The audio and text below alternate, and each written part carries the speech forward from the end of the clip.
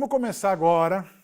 Agora passou aquela fase do reset. Eu fiz um reset na cabeça da galera sobre bolsa. Falei sobre bolsa, falei sobre investimento, sobre finança. Agora nós vamos falar da parte técnica do negócio, né? O que é bolsa, análise gráfica, operações, né? E não sei se vocês entraram para saber só isso, só que assim, a primeira parte do curso é extremamente importante. Tá? Eu recomendo que vocês não comecem pela metade. Tudo tem um começo, um meio e um fim. Tudo que a gente planejou, tudo que a gente desenhou para vocês assistirem, tem um começo, um meio e um fim. Tá? Tudo é interligado. Assim como tudo que vocês estão vendo aqui é interligado com o livro. Tá certo? Então, o que é uma ação? Uma ação ela representa a menor parcela do capital de uma empresa. Tá? Então, quando você está comprando uma ação, você está comprando uma partezinha de uma empresa. Tá? A empresa que você está comprando, ela tem capital aberto, ela é registrada na CVM e na B3. Aí você consegue comprar as ações dessa empresa em bolsa. Tá?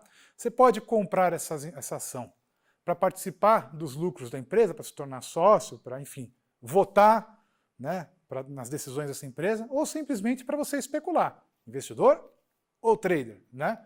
Que é aquela decisão que você vai tomar. Tá? Você está negociando num ambiente extremamente seguro, extremamente regulado, ok? Então, em relação à CVM, é extremamente seguro, extremamente regulado. Tá? Então, é um mercado que você pode, o nosso mercado de ações brasileiro, orgulhosamente, você pode confiar. Você pode confiar no mercado, ok? Lógico que sempre tem um problema ou outro, mas não é só aqui. Né? Não é só aqui no Brasil, que tem problema com balanço, às vezes, empresa, ok? Tem no mundo inteiro. Tá? Mas a plataforma de negociação, a estrutura de bolsa do Brasil, ela não perde para nenhuma do mundo. Tá? E quando você entra na bolsa, você tem que seguir normas, você tem que seguir regras, tanto você, investidor, como a corretora, todos os participantes do mercado financeiro têm que seguir regras, né? Regras e normas, tá certo?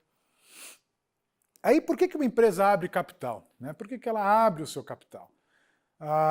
Às vezes ela tem algum plano de expansão e ela quer abrir esse capital dessa empresa para pegar esse dinheiro para colocar em prática esses planos. Lógico que a empresa tem várias formas de se capitalizar. Ela pode pedir empréstimo, às vezes ela pede empréstimo, enfim, ela tem várias formas, mas às vezes a bolsa é uma forma mais barata. Por quê? Porque ela não tem que ficar pagando juros, às vezes ela não tem que ficar se preocupando em devolver esse dinheiro, né, para o banco ou para quem emprestou, né? Então ela vai lá e abre o capital, tá certo? Então, basicamente ela vai abrir capital por essas coisas, tá certo? Uma outra coisa que uma empresa de capital aberto ganha é visibilidade, né? Então, quando você abre o seu capital na bolsa, você está abrindo as portas para o mundo, né? E quando você abre as portas para o mundo, você tem várias outras formas de se capitalizar, você pode fazer emissões secundárias, enfim, você pode fazer um monte de coisa, né? Então, é muito importante para uma empresa dar esse passo. Lógico que tem que ser um passo que aumenta muito o custo, né? Você tem várias coisas que você precisa fazer para estar ali dentro, né? Você tem que atender várias exigências, né? Mas uma empresa, a maioria das vezes, vale a pena captar esses recursos emitindo ações, tá certo? Legal. Mercado primário e mercado secundário. Qual a diferença dos dois? O mercado primário é o primeiro mercado que a empresa acessa. É um negócio que é entre o investidor e a empresa. Então a empresa, quando vai fazer sua captação de recursos, ela usa o mercado primário, tá? Grosso modo é isso. Nós vamos ver no próximo slide como é que isso funciona. Mas o dinheiro que o investidor está dando, ele está dando diretamente à empresa, está capitalizando a empresa. Enquanto o mercado secundário, ele serve para dar liquidez para o mercado primário. O mercado secundário era entre investidores, não tem nada a ver com a empresa.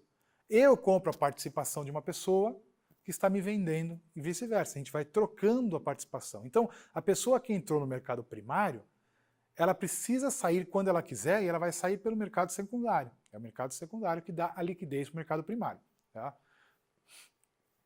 Então, seria mais ou menos isso aqui. Mais ou menos isso aqui. A gente tem no mercado primário, né, a gente tem uma empresa que emite ações e o investidor dá o dinheiro para ela. Grosso modo é isso, tá? Pra vocês entenderem. Mercado primário. Captou, vendeu ação para o investidor, dinheiro para a empresa. Mercado secundário. A empresa não tem nada a ver com isso, certo? O investidor que comprou ali pode vender para o investidor que está interessado aqui, tá certo? E é um negócio entre investidores. A empresa, nesse caso, não participa, tá certo? Quando nós vamos fazer trade, nós vamos para o mercado secundário, tá? Então, só para vocês ficarem claros, por quê? Lembra que eu falei que a gente precisa, pessoal, ter uma noção financeira. Não é só colocar ordem, não é só comprar e vender, não é só fazer o cursinho do mago e ficar bilionário, né? A gente precisa entender como é que isso tudo funciona, né? Você não ficar um completo ignorante. Às vezes você vai sentar para conversar com alguém, você precisa falar, você trabalha com bolsa, trabalha, pô, que legal, fiquei sabendo que o mercado primário, pô, a gente está tendo bastante lançamento de ações ou algum papo assim, mas o que é isso? Eu não sei. Caralho, mas você não trabalha com ações? Vai se especializar, né? Você não trabalha com ações?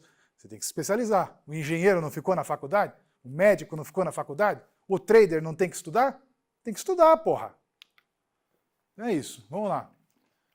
Quais são os ativos negociados em bolsa? Então a gente tem compra direta de ações, a gente tem opções de ações que a gente pode comprar, fundos de investimento imobiliário, né? A gente tem fundos de índice que estão sendo muito utilizados, que são os ETFs, tá? A gente tem muitos ETFs na bolsa, né, que a gente pode negociar. Então na bolsa a gente compra ações, opções que a gente pode comprar e vender e fazer operações estruturadas, que foi justamente para isso que elas foram criadas. Tem gente que compra e vende opções para especular. Cada um faz o que quer. Cada um quebra do jeito que quiser. Tá certo? Então, eu não posso falar nada. Inclusive, o curso de opções, provavelmente a gente vai ter também na nossa coletânea, nós vamos desenvolver um cara extremamente especializado em opções. Extremamente especializado.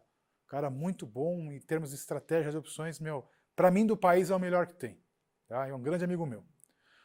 Fundo de investimento imobiliário, então você pode negociar cotas de fundo de investimento imobiliário, que são, você tem um monte aí de investimento imobiliário que você pode, e eles são negociados diretamente em bolsa.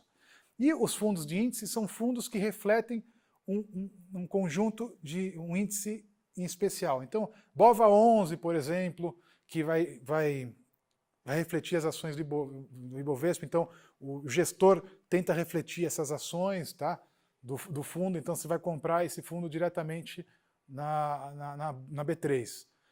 E o interessante é que esses fundos de índice são muito comuns, estão começando a ficar comuns agora no Brasil, mas no exterior são uma coisa extremamente comuns, tá? São bem comprados, né? Aí a gente tem alguns tipos de ofertas. A gente tem as ofertas primárias, as ofertas secundárias, os IPOs, que não necessariamente são as ofertas primárias, tá? Então isso é uma coisa também, é oferta primária, IPO é oferta primária, não necessariamente as duas coisas são diferentes, né? Apesar de acontecerem no mercado primário, são coisas diferentes, né? E a gente tem também a parte de follow-on, ok? Bom, vamos lá. Ações ordinárias, preferenciais e units. De novo, conceito. Precisamos ter conceito. Se a gente não sabe com ação ordinária, a gente não pode colocar uma porra de uma ordem na bolsa. Se a gente não sabe o que é uma preferencial, você não precisa abrir a boleta do seu home broker. Não precisa contratar plataforma, não precisa operar índice nem dólar. Você não sabe nem o que é uma ação preferencial e uma ação ordinária. Vamos por partes. Uma coisa de cada vez. A gente vai chegar lá, mas vamos entender. Ações ordinárias, tá? São ações que asseguram o direito do investidor a voto. Quando você compra uma ON, tá? Uma ação ordinária, você pode participar do voto nessas empresas, ok? Então, o investidor é majoritário, ele é considerado majoritário numa empresa quando ele possui mais de 50% das ações ordinárias. E cada ação representa um voto dentro da empresa. E a gente também tem as ações preferenciais. Por que elas são preferenciais? Elas não têm prioridade, elas não participam dos votos, mas elas têm prioridade na distribuição de dividendos e grande parte das vezes esses dividendos são maiores, ok? Então, a gente tem essa diferença. E nas preferenciais, se a empresa não paga dividendos durante um tempo, né? Então ela não tem lucro, ela não paga dividendos, as preferenciais ganham direito a voto, ok? E a gente também tem as units que são, elas não têm uma ordem correta de quantas tem que ter dentro da unit, mas é um pouquinho de ação preferenciais com um pouquinho de ações ordinárias dentro, é um conjuntinho que o pessoal chama de unit, ok? Aí nós temos terminologias, ações blue chips, ações small caps, segunda e terceira linha. Você já deve ter visto blue chip. Essa ação é uma blue chip. Então o que são os blue chips? São ações de empresas de grande porte, né? Basicamente são ações que compõem o nosso índice Bovespa, que tem bastante peso, que tem bastante liquidez, que tem bastante volume financeiro. Tá? Então a gente considera isso uma blue chip, né? Então, toda vez que a gente vê uma Petro, uma ação que tem uma liquidez muito grande, a gente chama de blue chip. E a gente tem small caps, ações de segunda linha. Elas são ações de empresas menores, tá? Elas têm um volume financeiro menor, né? Ela tem uma liquidez um pouquinho menor, só que ela também tem movimentos mais agressivos, porque o spread ele é mais alto. O que é spread? Diferença entre compra e venda. Tá? Então a gente vai ver isso também. Então, ações small cap, segunda e terceira linha e blue chips. Essas são as diferenças. Tem gente que gosta mais de small cap, tem gente que gosta de blue chip. Né? Para fazer trade, quais são as melhores? Teoricamente, as que têm mais liquidez, que têm um spread menor. Quando você quiser sair da ação, por algum motivo, o spread é menor. Você vai rápido, né? Você tem que tradear rápido, compra aqui e vende ali. Você não quer que a diferença entre compra e venda seja muito grande, né? Porque às vezes, se você tiver que sair correndo, você sabe que o spread é pequeno. Tá? Vamos lá. Direito de subscrição. O que é o direito de subscrição? Quando tem aumento de capital numa empresa, as pessoas que já são acionistas têm o direito de comprar primeiro para quê? Para manter a mesma participação que ela tem no ativo. Então elas têm um direito de comprar isso. Tá? Ela pode até negociar esse direito caso ela não queira exercer esse direito. Né? Então, se a gente tem aumento de capital social, todo mundo precisa comprar mais ações. Se quiser ter a mesma participação que tinha anteriormente. Tá? Então, e essa pessoa que já é acionista, ela tem o direito de comprar na frente das outras pessoas. Tá? Se ela não quiser exercer esse direito, ela pode vender no mercado esse direito. E se ela quiser comprar mais direito, ela também pode fazer isso de outras pessoas. Tá certo? Então, direito de subscrição é uma outra coisa que a gente tem e pode ser avaliado e pode ser estudado mais a fundo. Tá? Agora aqui, a gente tem os códigos das ações, porque ninguém sabe. Também outra coisa, você não sabe isso. Se você não sabe isso, fecha a boleta do seu home broker, não abre mais, até você entender. Fecha, não faça mais trade, não faça porra nenhuma. Entenda o básico primeiro. Então a gente tem direito de subscrição, tudo que termina com 1 e 2. Quando você vê Petro 4, Petro 3, estou dando exemplo, tá? Tudo que tiver esse número no final da ação é isso. 1 é direito de subscrição de uma ação ordinária, 2, direito de subscrição de uma ação preferencial. 3 é uma ação ordinária. Petro 3, você está comprando uma ação ordinária da Petrobras. Petro 4, ação preferencial da Petro. 5, ação preferencial da depois tem classe A 6 tem classe B, que tem categorias de emissões diferentes. Tá? Classe C, classe D.